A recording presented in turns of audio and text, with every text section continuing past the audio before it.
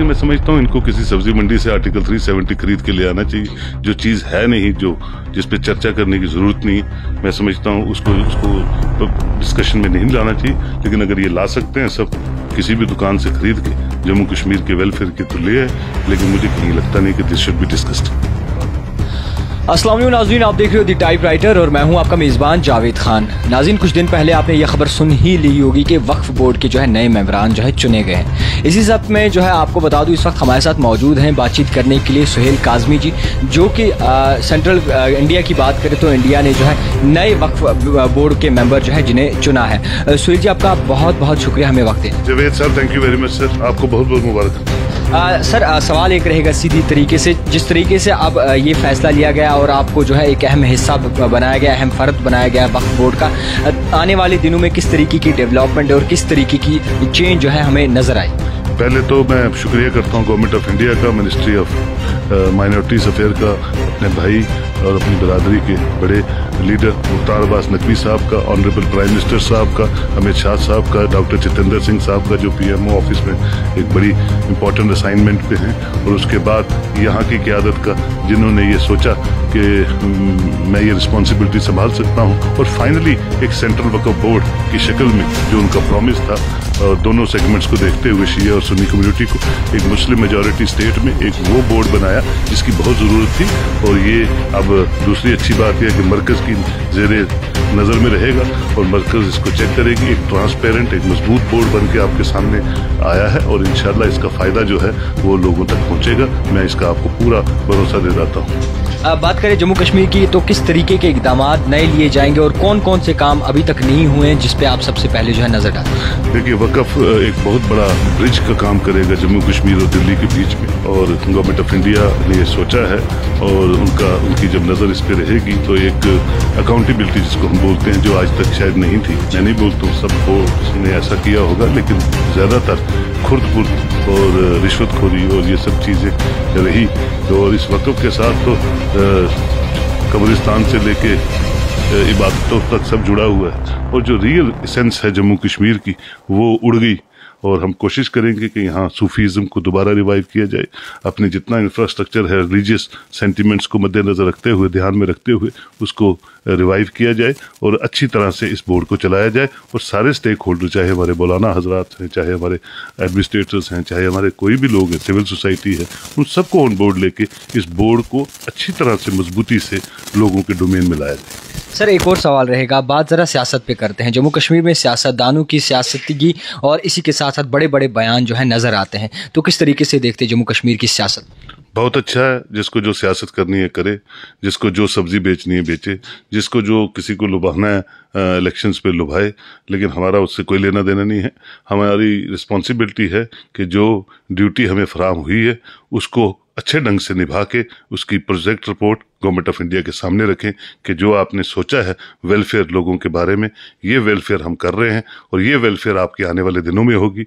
और हर साल अपनी जो प्रोजेक्ट रिपोर्ट है आपके माध्यम से, पूरे प्रिंट इलेक्ट्रॉनिक मीडिया के माध्यम से जम्मू कश्मीर के लोगों को भी और मरकज़ को भी दिखाएंगे कि गवर्नमेंट ऑफ इंडिया कितना सीरियसली चाहती है कि जम्मू कश्मीर के लोगों के रिहेबिलिटेशन पे आगे आए। जम्मू कश्मीर के उन ऑर्फन बच्चे, उन विडोज़ जो किसी न किसी वजह से इसका शिकार हुए, क्रॉस बॉर्डर टेररिज्म का, उनको रिलीफ देने के लिए गवर्नमेंट ऑफ इंडिया जो है क्या क्या मेजर्स ले रही है, और यहाँ सब एक कंपोनेंट खुशहाली से आगे चले, उसके लिए गवर्नमेंट ऑफ इंडिया कोशिश कर रही है।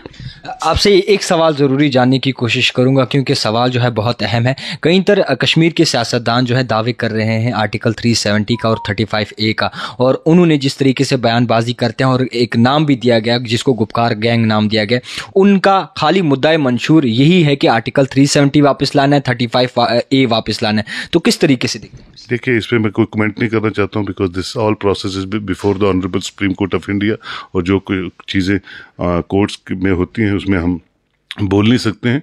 लेकिन मैं समझता हूँ इनको किसी सब्जी मंडी से आर्टिकल 370 खरीद के ले आना चाहिए। जो चीज़ है नहीं, जो जिस पे चर्चा करने की ज़रूरत नहीं, मैं समझता हूँ उसको डिस्कशन में नहीं लाना चाहिए। लेकिन अगर ये ला सकते हैं सब किसी भी दुकान से खरीद के जम्मू कश्मीर के वेलफेयर की तो ले आए, लेकिन मुझे कहीं लगता नहीं कि दिस शुड बी डिस्कस्ड। आम आदमी पार्टी का आज एक सबसे बड़ा अलग कुछ देखने को मिला। आम आदमी पार्टी भी जो है एक उभर के सामने आ रही है, तो क्या लगता है आने वाले वक्फे में जो है जम्मू कश्मीर में भी नजर आएगी? देखिए जी, हर पॉलिटिकल पार्टी और हर पॉलिटिकल जमात कोई अछूत नहीं होती है, और वो अपनी परफॉर्मेंस के लोगों की विल से आती हैं और जाती हैं। कांग्रेस का हाल पंजाब में इसलिए हुआ क्योंकि कैप्टन अमरिंदर सिंह ने पहले कहा मैं रिटायर हो रहा हूँ, बाद में देखा जब सिद्धू बन गया तो वो एक्टिव हो गया, 82 ईयर ओल्ड पर्सन। 93 बादल साहब हैं, वो भी 6 लोग उनको मंजे पे उठा के ले गए नॉमिनेशन फाइल करने के लिए। तो ये इंडिकेट करता है, लोग देखते हैं कि 3-3 बार चीफ मिनिस्टर बने हुए लोग अभी भी कब्र में टांगे हैं, और यूथ के जो मॉडल बनने चाहिए थे वो अभी भी Z+ सिक्योरिटी के बिना वो बाथरूम में भी नहीं जा सकते, और 10 बंदे उनको उठा के वो नॉमिनेशन पेपर भर रहे हैं। तो लोगों ने रिजेक्ट कर दी वो सारी पॉलिसीज, और आपको एक अच्छे कैंडिडेट्स के साथ आम आदमी पार्टी को फोरफ्रंट में लाया। तो ये इंडिकेट करता है कि लोगों की विल के आगे कोई भी पॉलिटिकल पार्टी नहीं होती है। जो अच्छी चीज़ है, आज यूपी में परफॉर्मेंस पे आदित्यनाथ योगी जी को वोट किया लोगों ने, क्योंकि वहाँ जो आप कहते हैं कि मुसलमानों के खिलाफ है भारतीय जनता पार्टी, वहाँ तो मुसलमानों ने भी खुल के वोट किया बीजेपी को। इसका मतलब मुसलमानों का ध्यान रखा गया है वहाँ पे, और सारी कम्युनिटीज़ को चलाया गया है, और आज finally Adityanath Yogi ji second time जीत के वहाँ चीफ मिनिस्टर बनेंगे। कई तरह आपको ये भी बता दूं कि गुज्जर और पहाड़ी पे कई तरह सियासतदान होते हैं और बयानबाजी जो है। देखिए मेरे भाई, वो जो बयानबाजी करते हैं, गुजरों को तो स्टेटस मिला हुआ है और वो कायम दायम रहेगा, ये सब बीजेपी वाले बोल रहे हैं। और दूसरा, जहाँ तक पहाड़ियों को स्टेटस मिलने का ताल्लुक है, मैं आपसे 101% बोलता हूँ कि वो स्टेटस पहाड़ियों को मिलेगा, और पहाड़ी जो है अच्छी डगर पे आगे चलेंगे। पहले तो हम सब जो हैं खुशहाल से आगे चलने चाहिए, और इंशाल्लाह हम सब चलेंगे आने वाले दिनों में।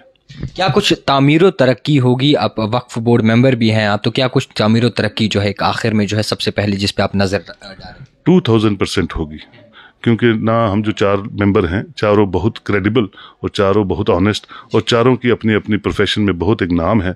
और जो लोग क्रेडिबल लोग किसी बोर्ड को रन करते हैं तो और मरकज़ उनकी बैक पे आता है, तो वो बोर्ड्स बहुत अच्छी तरह काम करते हैं, ultimately for the welfare of the people of Jammu and Kashmir, ultimately the majority community of Jammu and Kashmir, Muslim community, सबका ध्यान रखा जाएगा। कोई शिया सुन्नी और कोई ऐसी चीज़ नहीं होगी।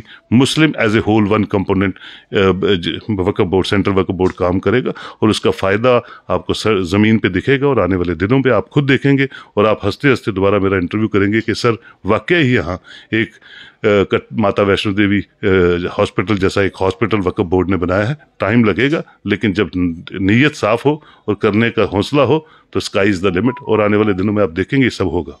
उम्मीद करते हैं कुछ तामीर तरीके के लिए जो है इकदाम उठाए जाएं, और जिस तरीके से सुहेल काज़मी साहब ने बताया कि चेंज ज़रूर नज़र आएगी, और उम्मीद करते हैं कि ऐसी चेंज जो है जल्द ही नज़र आए जम्मू कश्मीर में। सर, आपका बहुत बहुत शुक्रिया हमें वक्त। Thank you very much Javed sir. नाज़रीन, आप देखते रहिए द टाइपराइटर जावेद खान के साथ।